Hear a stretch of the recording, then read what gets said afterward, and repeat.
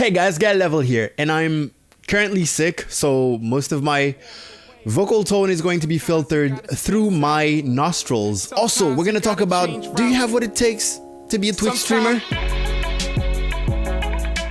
So I've been meaning to make this video for a while now. Do you have what it takes to be a Twitch streamer? You've heard people say not everyone has what it takes. Honestly, the short answer is yes. Yes, you absolutely do. But it's not that simple. It's not that black or white. It's very, very gray. There are many factors to take into consideration. So we're going to start with a little bit of blah, blah, blah. And then we're going to talk facts and stats so you can make stacks. Okay, apparently when I'm sick, I joke a lot. So why do I say yes when most other people say no to this question? Do you have what it takes to be a Twitch streamer? Well, the short answer is yes, because technically becoming an online personality, there are so many factors that you can benefit from, and there are so many factors that can play towards your success. Because the real question is, can you be a successful Twitch streamer? Because technically you can make your account and start streaming today. You can download the app and start streaming today. So technically, yes, anyone can be a Twitch streamer if you have internet and some sort of device to stream from. Now, can anyone be successful? The answer is also yes, but it's harder. There are more things at play. In my previous video called 5 Ways to Blow Up on Twitch, I go through a couple of scenarios where something would happen and you would go from a small streamer to a quite successful streamer overnight. In my video called How to Blow Up on Twitch or How to Get More Viewers with Twitch Clips, I discuss a marketing strategy that will bring you a source of constant viewers all the time. That can really contribute to your success on Twitch. I really believe there's a market for everyone and there's a viewer for everyone, basically. Of course, if you're trying to go with something very popular, for example, if you're playing an oversaturated game, the thing is, it's high risk but high reward. It's high risk because it's going to be harder for you to stand out since there's so many people already streaming that game, since there are already many people that are very, very good at that game. But it's high reward because if you manage to get a following and build a community on that game, since there are so many people already watching the game, you're most likely to be very successful, basically. There's no coincidence between Ninja, for example, being the most subscribed Twitch streamer and also playing the most watched game on the platform. So can you be successful by playing a game that only 39 people watch on Twitch? Yes, but at the height of your success, if you're the most successful streamer in that game, in that category, you will only have maximum of 39 viewers. And according to the achievements on Twitch, that's not even enough to get partnered.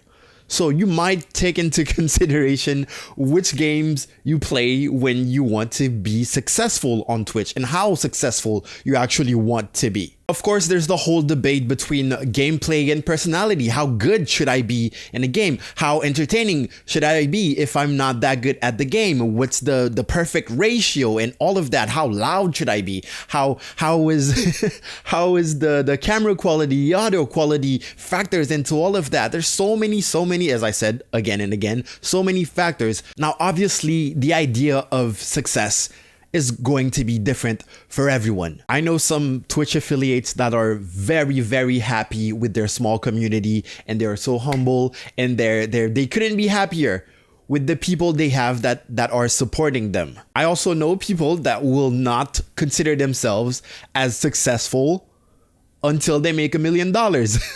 If you lack in those specific points, for example, gameplay, let's say you're not good enough at the game you're streaming and the viewers really care about how good you are at the game, then you can train. You can spend some time off stream and practice. You can hire a coach. And if you're lacking in personality, if originally you're very shy, you're not loud, you mumble a lot, you don't look at the camera and all that, those are things that you can also practice. So you can work on your online persona so you become more entertaining. And believe it or not, you can also hire a coach for that. A couple months ago, there was a whole debate. I believe Lyric tweeted something about, oh, if you need a coach, then maybe streaming is not for you.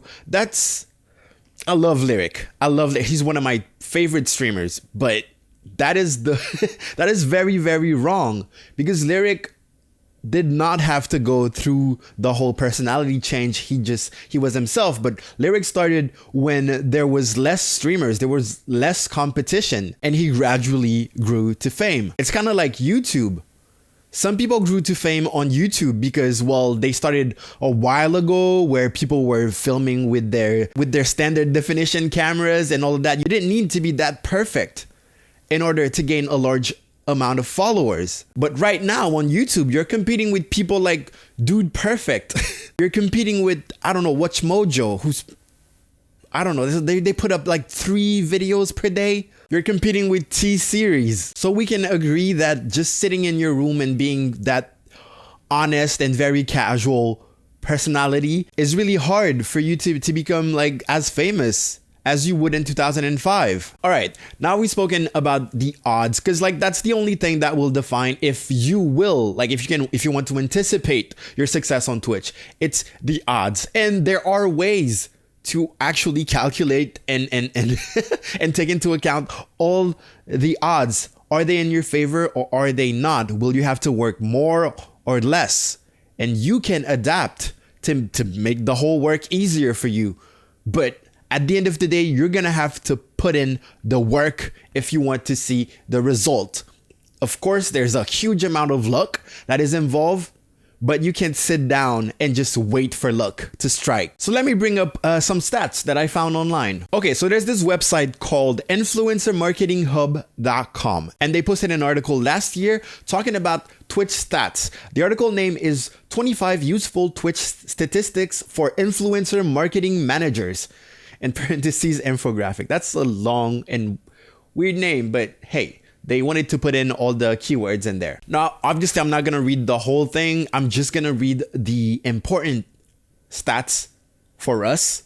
And I'm going to give you some advice and I'm going to give you some insight in why those stats are important for you. Okay, so the first point they make is that 81.5% of Twitch users are male. Now, I always talk about target audience. That means if your target audience are males, you are operating in a pool of more viewers, basically. So they say, Twitch advertising reports using Comscore September 2017 data that 81.5% of Twitch users are male. This probably doesn't surprise too many people, as the stereotypical gamer is male. Clearly, fewer female gamers are willing to share their gaming experience on Twitch than their male counterparts.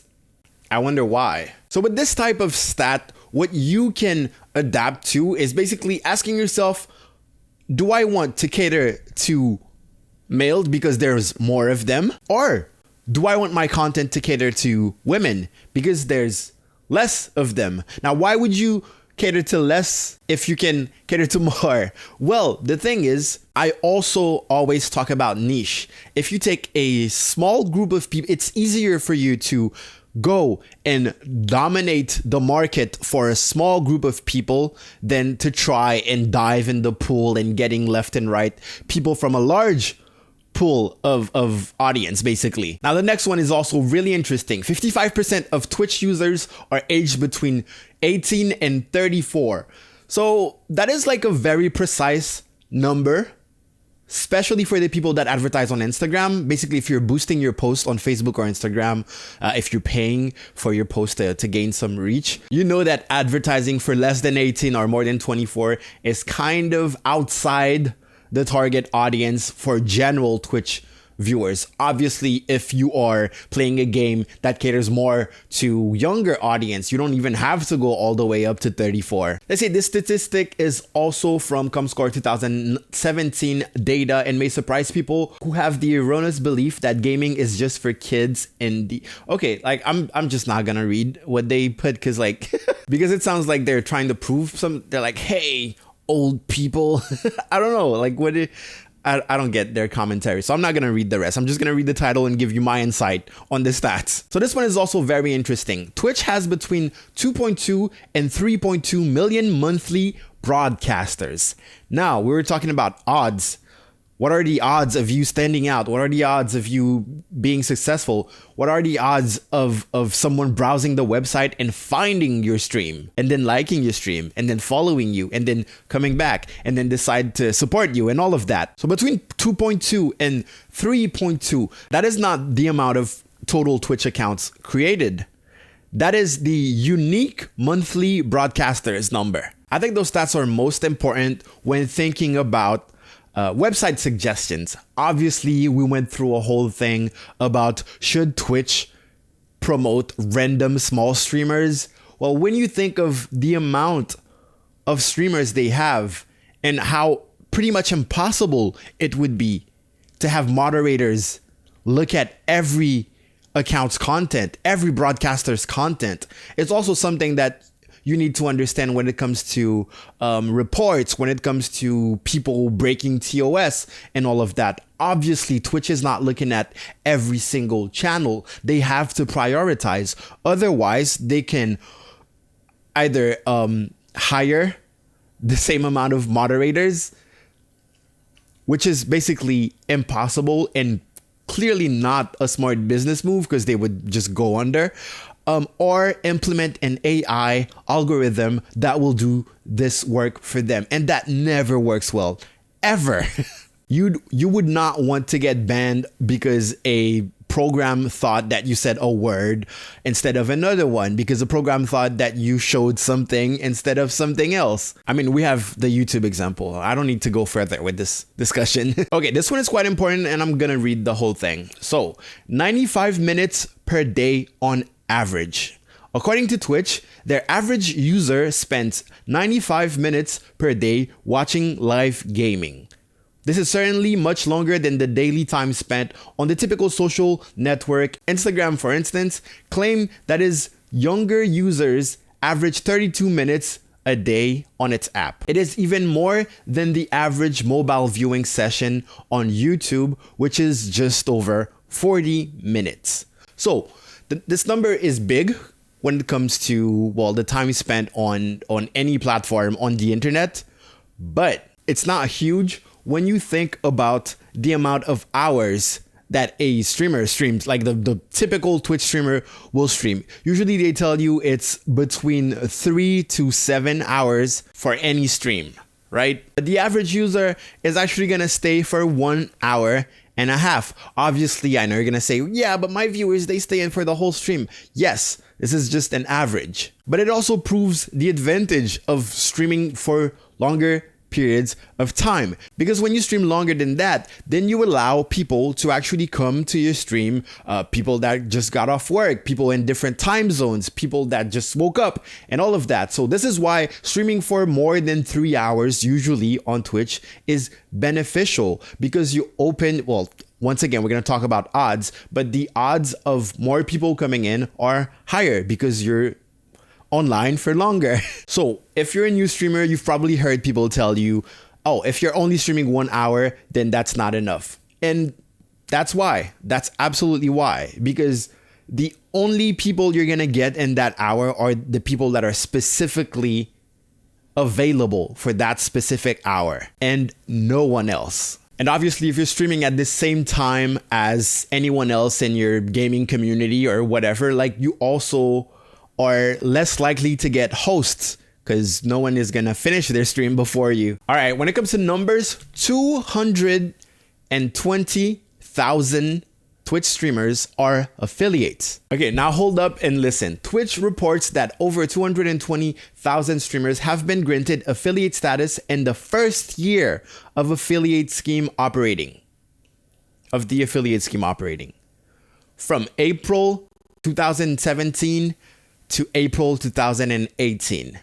We are currently in 2019, so the number is higher. So that really gives you an idea of how many affiliates are out there compared to those 3.2 million broadcasters that we were talking about. And we haven't even started talking about the partners yet, because there's even less partners. In my Twitch roulette, where I watch like the bottom of the Fortnite streamers, I realized that the higher number of broadcaster was at 3 viewers. I still can't explain it, but that shows you that most of them are probably not even affiliate, and they're probably trying to get affiliate, and that's why they're at 3 viewers, to get that average 3 viewers. Now, most people who have gotten affiliated will tell you that, oh, affiliate is not hard. It's quite easy to get affiliate. You only need 50 viewers, 50 followers, 3 viewers. But when you see the numbers, you're thinking there's about at least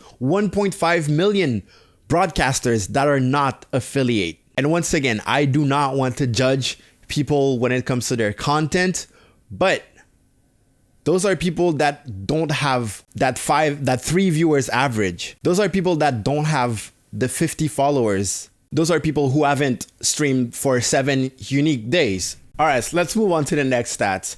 27,000 Twitch partners. So far, Twitch has accepted 27,000 of its more influential broadcasters into the Twitch partnership scheme. What do they call it? Scheme? Program? I don't know.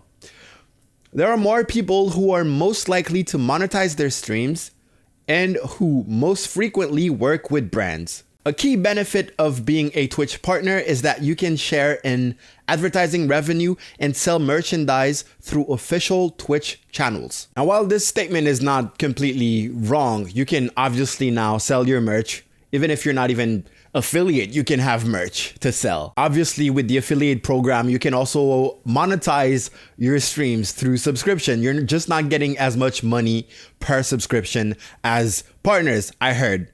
I cannot confirm this, but I heard that. But yeah, thinking back, 220 Twitch affiliates, 27,000 partners, and about from 2.2 to 3.2 million broadcasters.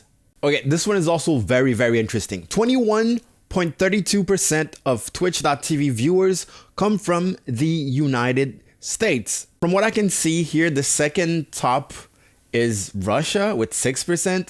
But anyways, language is something that I've discussed in the past when deciding which language you should stream in. I always say that streaming in your native language, if that language is not English, will give you a couple of advantages. Obviously, streaming in English will bring you another advantage. The fact that 22%, almost 22% of the whole of Twitch is coming from the United States. So that is a target audience that is very, very big. And just like we said with the male versus female target audience, you will decide if you want to go with that high risk, high reward with a large amount of people in a certain group, or the low risk, medium reward with a smaller community, some sort of niche. There's another stat that comes in relation with this is 62.87% of Twitch activity occurs in English. So once again, it's the same debate. You choose. Now, from what I've seen in my own experience, the whole native language, if that language is not English, has always been a huge advantage because, again, the niche factor of it will bring you more success. Let's say that there is about, I don't know, 500 maximum viewers that you could, if you were the best streamer in your language, you could get to. So if you stream in your native language, you're more likely to get to that 500 viewers than if you're streaming in English, because there are so many other people streaming in English. So the demand is usually higher for people in your own native language, or your local language, I should say. But obviously, if you're really, really going for that high risk, high reward, you want to see big. The reason why I stream in English and I do my content in English is because I don't want to limit myself. Basically, I want my content to have a worldwide reach. One fact that you must know is that generally when people are locally using Twitch, Twitch will show them the streamers that are streaming in their language first. That means you will not have to struggle with that bottom of the list. It doesn't matter if you have 0 viewers or 3 viewers or 1,000 viewers.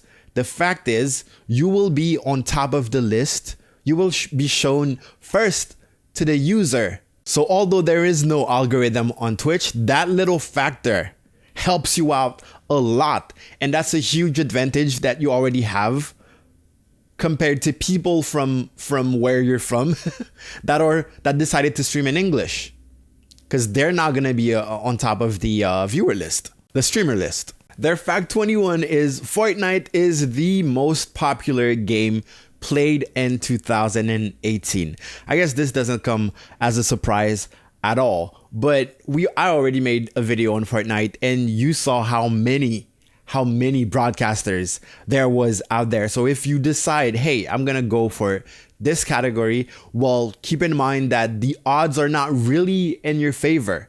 Basically, it's gonna be harder to stand out. It's gonna be harder to bring viewers in. But if you manage to make it up there, if you dominate this category, the maximum amount of subscribers or followers that you can get will be closer to what Ninja has. So basically, this is a technique that I've used, and a technique that I always advise people to do, is the pick a niche and then dominate it, basically. So what you would do is go to a specific community and see what's going on. Look at the top people in there and see what they're doing right, see what they're doing wrong, and just do better.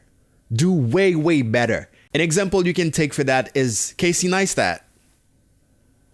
If you don't know who he is, I'm sorry, you're gonna have to look it up. But basically, he was a professional filmmaker, right? He went on YouTube and saw the vlogging community. Basically, it's people just filming themselves daily and posting it on YouTube. So it was the easiest content to produce. It was the easiest recurrent content to produce because it's just your life. So you can do that daily. You could be uploading videos daily. It's the easiest content to edit and upload because it's just vlog. You don't necessarily require special effects or anything. But him, as a professional filmmaker, he imagined, if I made vlogs, I could take the bar so high that no one else, people would struggle to have vlogs that have the quality that I can provide to vlogging. And he did that, and obviously he blew up. So that's an approach that I like having for anything, really. It's finding a community, looking around, seeing who's doing that. How can I dominate this niche, basically? Am I gonna get demonetized for saying dominate so many times and so aggressively? But okay, I don't want to babble too much. I forgot to do the Instagram shout out. Big shout out to BeRich28 for being active on my Instagram. If you want a shout out on the next video, all you have to do is go follow me on Instagram and comment on my latest, like and comment on my latest post. I'm gonna have some social media up there. If you're looking for some overlays, we just released the brand new Green Curve pack. It's animated. It's only 99 cents for now, but the price might go up in the future, so snatch it right now while it's cheap. Now, I really want to know about your method. If you have a plan with streaming, I would love for you to leave them in a comment section below. Basically, tell me what games you play, how you advertise your games, and what makes your plan work. Basically, what makes you think it's gonna work, mostly. And if you don't have a plan, I also would like to know that. So leave that in the comment section below. Don't post your links because YouTube is going to automatically flag them and put them as spam. So don't put your links. Just tell me which games you play, what is your marketing plan, where do you advertise, what communities you're a part of, and all of that. In case you didn't know, Stream Review is every Friday, 9 p.m. CET, that is Paris, France time. And thank you so much for watching this video. Guy Level out.